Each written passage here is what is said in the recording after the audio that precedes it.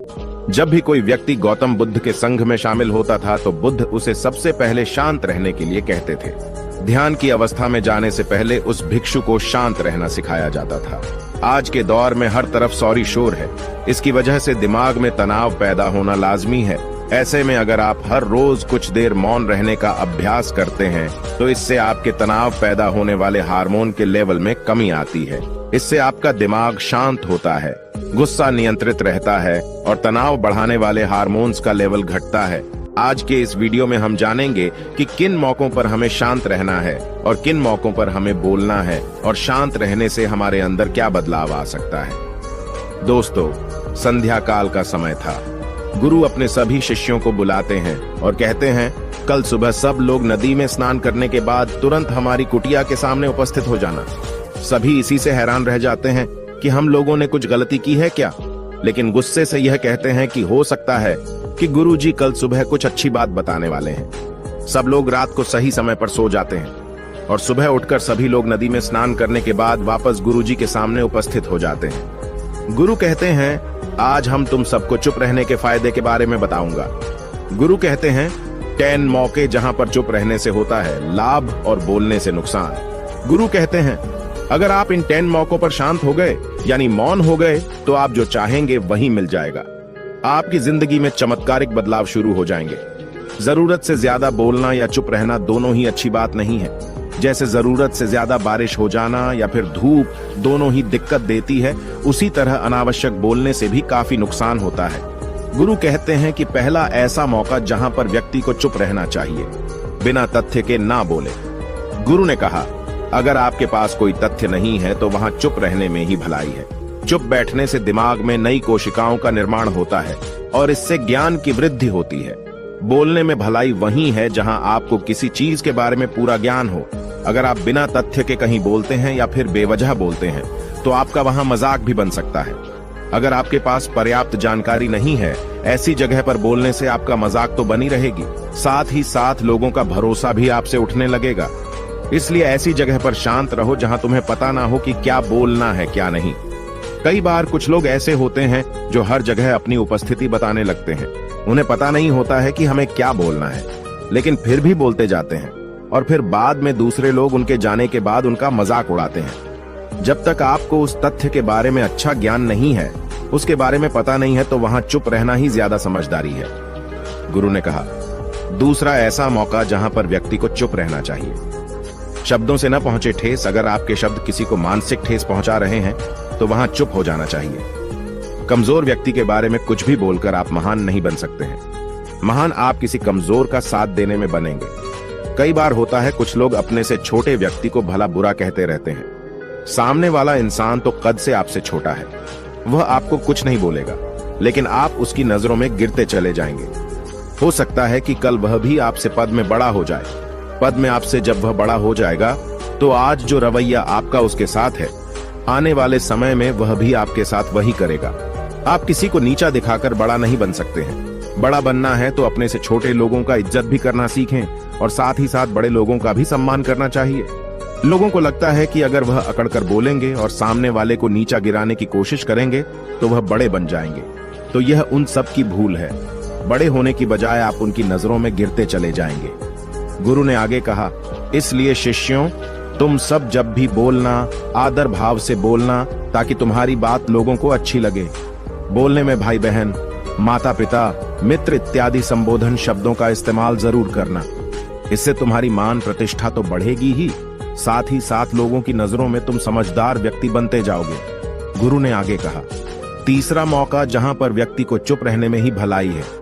क्रोध या घृणा करने वाले लोग, जब कोई अपना या सगा संबंधी आप पर क्रोध कर रहा हो, आपका अपमान कर रहा हो, तो आपको उस वक्त चुप रहना चाहिए ताकि सामने वाले का गुब्बारा पूरी तरह से फट जाए। आप यदि सही हैं तो उसे कतई माफीनामा गए और चुप रहकर ही सही समय का इंतजार करें। वह खुद आपसे माफी मांग लेगा जब उसे अपनी गलती का एहसास हो जाएगा। गुरु आगे कहते हैं कि अगर आपका कोई सगा संबंधी आप पर क्रोध कर रहा हो और आप उस समय शांत हैं, तो यह आदर सम्मान देने की निशानी होती है। इससे न कोई छोटा होता है और न ही बड़ा। अगर आपको क्रोध आ रहा है तो आप या तो वहां से किसी का अनादर किए बिना चले जाएं या फिर चुप रहें। क्रोध करने से आपके रिश्ते खराब होंगे। क्रोध करने से हमेशा क्रोध करने वाले व्यक्ति का ही बुरा होता है। गुरु आगे कहते हैं कि एक बार की बात है, एक सांप जंगल से भागते हुए किसी राजा के घर में पहुंच गया। लोगों ने छेड़खानी की तो वह बहुत ही गुस्सा हो गया, जिससे घर में जो तलवार पड़ी हुई थी उसी को लपेटकर कसने लगा और धीरे धीरे उसका पूरा शरीर कट गया। ठीक उसी प्रकार हमारा गुस्सा भी हमारे शरीर को तलवार की भांति काटता रहता है। गुस्सा ध्यान से खत्म होता है प्रतिदिन। अगर आप ध्यान की मुद्रा में बैठे हैं तो आपका गुस्सा आपके नियंत्रण में रहेगा। गुरु आगे कहते हैं कि यह तरीका है कि आप प्रतिदिन ध्यान का अभ्यास करें। इससे आपके शरीर में जो हार्मोन्स गुस्से को बढ़ावा देते हैं वह सब तुम्हारे नियंत्रण में रहेंगे, जिससे शरीर गुस्से पर आसानी तुम्हारा से काबू पा लेगा। लेकिन एक तरीका यह भी है कि जब भी आपको गुस्सा आए तो आप यह समझने का प्रयास करो कि क्या मेरा गुस्सा जायज है या नहीं। हमें वहां पर बोलना चाहिए कि नहीं। जब आप खुद इस बात का आकलन लगा पाएंगे तो आपको खुद पता चल जाएगा कि हमें गुस्सा करना चाहिए या नहीं। फिर भी आपको गुस्सा आ रहा है तो आप वहां से हटने का प्रयास करें, वहां से दूर चले जाएं। धीरे धीरे समय के साथ आपका दिमाग शांत हो जाएगा। गुरु ने कहा, चौथा ऐसा मौका जहां पर इंसान को बहुत ही समझदारी के साथ काम लेना चाहिए। वहां पर आपको चुप रहना ही चाहिए, जहां पर उस मुद्दे से आपका कोई संबंध ना हो। अगर आपका किसी मुद्दे से कोई संबंध ना हो तो वहां आपका चुप रहना बनता है। बिना किसी वजह अगर आप दूसरे के मुद्दे पर बोलेंगे तो यह आपके लिए अनिष्टकारी होगा। इसमें केवल और केवल आपका ही नुकसान है।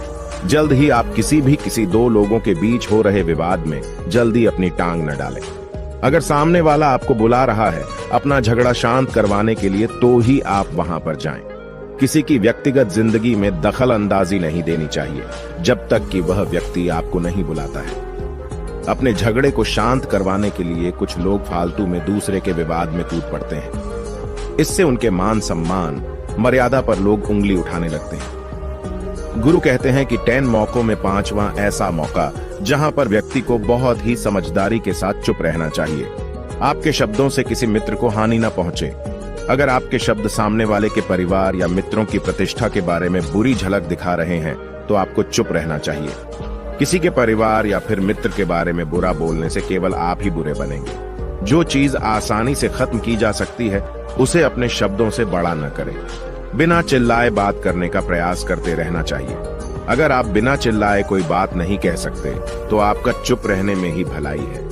किसी पर चिल्लाने से आपके व्यवहार के बारे में पता चलता है। ज्यादा बोलने से चीजें हमेशा खराब ही होती हैं। कई बार कुछ रिश्ते ज्यादा तेज बोलने की वजह से टूट जाते हैं। इसलिए अपनी आवाज में मीठापन लाएं। आपके शब्दों से आपके दोस्त को हानि नहीं पहुंचनी चाहिए। कभी कभी दोस्तों के जब हम मजाक हैं तो रहे कि आपके शब्दों से किसी का अनादर ना हो। मजाक को भी हमेशा शब्दों के मायने में ही रखें। जहां किसी को शब्दों से चोट लगे वहां चुप हो जाएं। ज्यादा बोलने से हमेशा नुकसान ही होता है। किसी और की प्रतिष्ठा को अपने शब्दों के माध्यम से उसे हानि नहीं पहुंचानी चाहिए। यदि आपके शब्दों से किसी और की प्रतिष्ठा को ठेस पहुंच रही है तो वहां आपको चुप हो जाना चाहिए। जब कोई व्यक्ति आपके सामने नहीं है तो आप उस व्यक्ति के बारे में बुरे शब्द किसी तीसरे व्यक्ति के सामने न बोलें। गुरु कहते हैं, छठा मौका जहां पर व्यक्ति को चुप रहना चाहिए। जब कोई कर रहा हो किसी की बुराई, जब कोई आदमी आपके सामने किसी तीसरे आदमी की बुराई कर रहा हो तब तुम्हें चुप रहकर बस सुनना चाहिए। अपनी राय व्यक्त नहीं करना चाहिए, क्योंकि जो आज आपके सामने किसी तीसरे की बुराई कर रहा है वह कल किसी और के सामने आपकी बुराई भी कर सकता है। यदि आपने कुछ कहा है तो नीति शास्त्र के अनुसार जो अपने मुंह को बंद रखता है और बुद्धि से काम करता है वही इंसान समझदार होता है। बिना जरूरत के बोलना, किसी के बारे में किसी के बीच में बोलना यह गलत बात है। कभी कभी हमारे लिए बुद्धिमानी इसी में होती है कि हमें अपना मुंह ऐसी जगह पर नहीं खोलना चाहिए। गुरु आगे कहते हैं कि 10 मौकों में 7वां ऐसा मौका जहां पर व्यक्ति को चुप रहना चाहिए। जब कोई नहीं समझे आपकी भावना। यदि आपको लग रहा है कि कोई व्यक्ति आपकी भावना, दुख या परेशानी को शब्दों में नहीं समझ रहा है, यदि आपको लग रहा है कि सामने वाला व्यक्ति आपकी भावना या दुख को या आपकी जो परेशानी है उसको वह समझ नहीं पा रहा है या समझने का प्रयास ही नहीं कर रहा है या वह आपको ध्यान से सुन ही नहीं पा रहा है, तो ऐसे व्यक्ति के सामने आप चुप ही रहें। क्योंकि ऐसे लोगों को आप